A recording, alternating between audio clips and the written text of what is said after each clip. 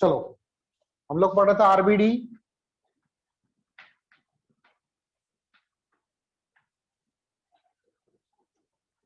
अब देखो, अब जैसे कोई इंक्लाइन प्लेन है, उस वहां से मैं एक होलो सिलेंडर को गिरा रहा हूं, एक सॉलिड सिलेंडर को गिरा रहा हूं, स्फीयर को गिरा रहा हूं, तो किसकी काइनेटिक एनर्जी ग्राउंड में ज्यादा होगी, किसका एक्सीलरेशन ज्यादा होगा, उन सबकी बातें करेंगे अब हम। ठीक है, इस पे कई बार क्वेश्चंस आते हैं। तो जैसे मैंने एक इंक्लाइन प्लेन ले लिया, ये एंगल थीटा, और यहां पर ठीक है कुछ भी हो सकता है, स्फीयर भी हो सकता है, सिलेंडर भी हो सकता है, होलो स्फीयर हो सकता है, सॉलिड सिलेंडर हो सकता है, सॉलिड होलो स्फीयर हो सकता है, होलो सिलेंडर हो सकता है। तो इसका मोमेंट ऑफ इनर्शिया में आई इक्वल टू लिख देता हूं के एम आर स्क्वायर। अब जैसे अगर ये डिस्क हुआ तो के की जगह आ जाएगा 1/2, अगर रिंग हुआ तो के की जगह आ जाएगा 1, सॉलिड सिलेंडर हुआ तो के की जगह 1, होलो सिलेंडर हुआ तो के की सॉलिड सिलेंडर हुआ तो के की जगह 1/2, होलो सिलेंडर हुआ तो के की जगह 1, स्फीयर हुआ सॉलिड तो 2/5। ठीक है, तो मोमेंट ऑफ इनर्शिया ले लें के एम आर स्क्वायर, और यहां पे लिखा हुआ फ्रिक्शन जो है is sufficient for pure rolling. Friction is sufficient for pure rolling, मतलब प्योर रोलिंग हो रही है यहां पे। तो देखो इस पे एक्सीलरेशन ए ऐसे होगा और ये ऐसे घूमेगा अल्फा से। तो जब ये ग्राउंड पे आएगा तो इसका एक्सीलरेशन क्या होगा वो निकालते हैं हम लोग। तो ग्राउंड पे आएगा तो देखो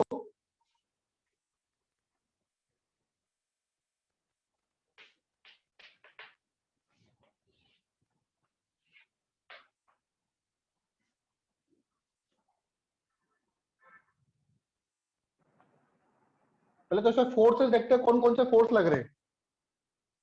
इधर लग रहा होगा फोर्स एम जी साइन थीटा, इधर लग रहा होगा एम जी कॉस थीटा, इधर लग रहा होगा नॉर्मल, और इधर लग रहा होगा फ्रिक्शन। तो इसका एक्सीलरेशन कितना होगा नीचे, तो मैं लिख सकता हूं M ji sine theta minus friction force equal to M A. M ji sine theta minus F equal to M A. दूसरी इक्वेशन, क्योंकि ये घूम भी रहा है, घूम रहा है नहीं, तो इस पर टॉर्क लग रहा है, तो टॉर्क इक्वल टू होता है आई अल्फा, और यहां पर टॉर्क कौन लगा रहा है, फ्रिक्शन, सेंटर ऑफ मास से लेंगे हम लोग। और कोई टॉर्क लगा रहा है क्या, एम जी का कॉस नॉर्मल, इनके कारण टॉर्क लगेगा नहीं, सेंटर ऑफ मास पे बैठ के देखेंगे। एफ इंटू आर, आई कितना होगा, आई गिवन है आपको के एम आर स्क्वायर। अल्फा क्या होगा, क्योंकि प्योर रोलिंग हो रही है, अल्फा इक्वल टू होगा ए बाई आर। तो अल्फा की जगह मैं लिख दूंगा ए बाई आर। यहां से सॉल्व करो,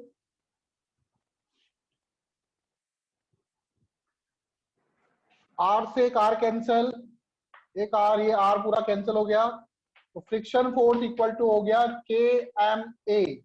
इस फ्रिक्शन की वैल्यू को यहां पे डाल दो, तो यहां से आपका एक्सीलरेशन आ जाएगा m ji sine theta minus k m a equal to M a. तो ए बराबर हो जाएगा g sine theta divided by k plus 1। तो जिसका के ज्यादा होगा उसका एक्सीलरेशन कम होगा।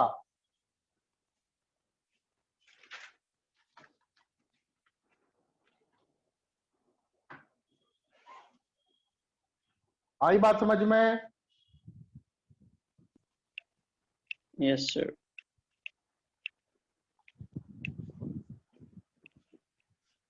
नोट कर लो इसको।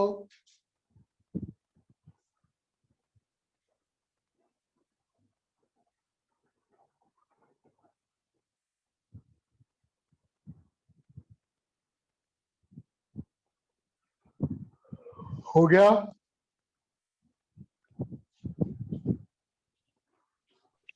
Yes, sir.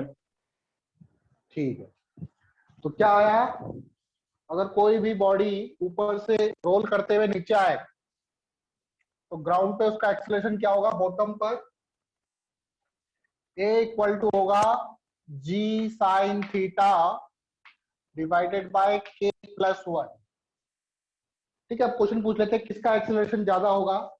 देखो K की वैल्यू किस, अगर होलो HC, होलो सिलेंडर, HC का मतलब होलो सिलेंडर, SC का मतलब है सॉलिड सिलेंडर, HS का मतलब है होलो स्फीयर, SS का मतलब है सॉलिड स्फीयर।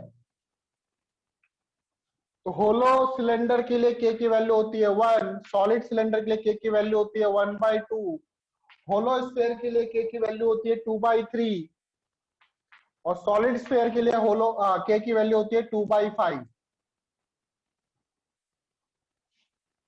तो किसका एक्सीलरेशन ज्यादा होगा, जल्दी बताओ।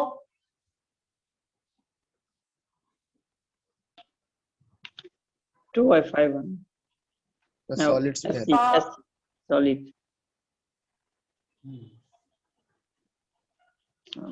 Acceleration of solid sphere, solid sphere का ना, किसका Yes, sir. एक्सीलरेशन ज्यादा होगा? 2/5. Solid sphere का सर. Solid फिर sphere. Acceleration HS. Of hollow sphere, फिर एक्सीलरेशन ऑफ सॉलिड सिलेंडर, फिर आएगा एक्सीलरेशन ऑफ होलो सिलेंडर। ठीक है, ये तो हो गया एक्सीलरेशन। अब आता है टाइम टू रीच बॉटम, कौन जल्दी पहुंचेगा? टाइम टू रीच बॉटम, क्या सभी सेम टाइम पे पहुंचेंगे? No sir. No, sir. अलग अलग टाइम पे पहुंचेंगे। कैसे निकाले, देखो, v square minus u square, नहीं, टाइम के लिए क्या करें,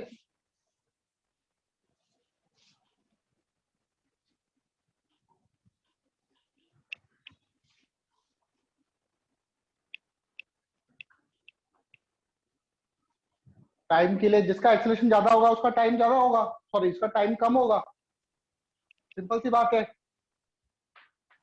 तो टाइम इसको कम लगेगा सॉलिड स्फीयर को, फिर लगेगा होलो स्फीयर को, फिर लगेगा सॉलिड सिलेंडर को, फिर लगेगा होलो सिलेंडर को। सबसे लेट में पहुंचेगा होलो सिलेंडर। आई बात समझ में? किसकी वेलोसिटी ज्यादा होगी? The solid sphere का. Solid cylinder. Sphere. Solid sphere का। Yes Yes, sir. Velocity at bottom,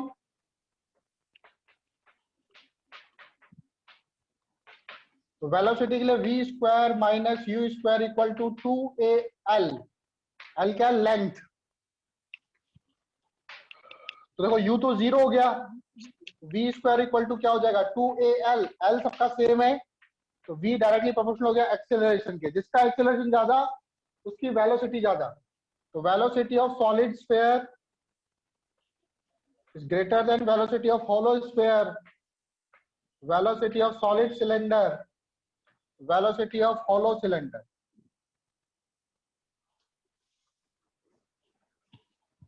ठीक, तो सॉलिड स्फीयर की वेलोसिटी ज्यादा होगी। अब किसकी काइनेटिक एनर्जी ज्यादा होगी?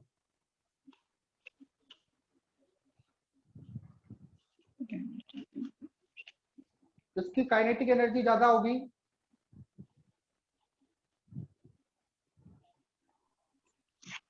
Solid sphere ही ना sir. सर जिसका Solid I sphere। ज्यादा रहेगा. इसका आई ज्यादा रहेगा, आई तो होलो सिलेंडर का ज्यादा है। ओमेगा भी रहना चाहिए सर ज्यादा. चलो चेक करते हैं, रब कर दो इसको। Yes sir. चलो काइनेटिक एनर्जी चेक करते हैं। काइनेटिक एनर्जी क्या होती है? एनर्जी एट बॉटम, ऐसे लिखना, एनर्जी एट बॉटम। तो काइनेटिक एनर्जी होगी, एक एनर्जी होगी हाफ एम वी स्क्वायर, और एक होगी रोलिंग के कारण half I omega square.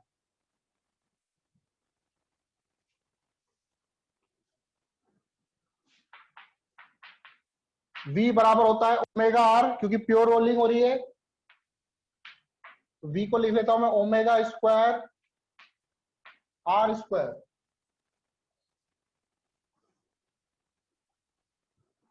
Sorry, गलती कर दी मैंने, ऐसा करता हूं ओमेगा को चेंज करता हूं V में, एम वी स्क्वायर, आई कितना था, के एम आर स्क्वायर, और ओमेगा बराबर क्या होता है, V बाय आर। अगर प्योर रोलिंग हो रही है तो omega equal to V by are,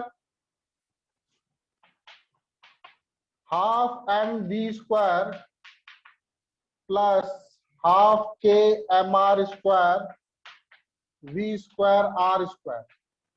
are square से आर स्क्वायर क्या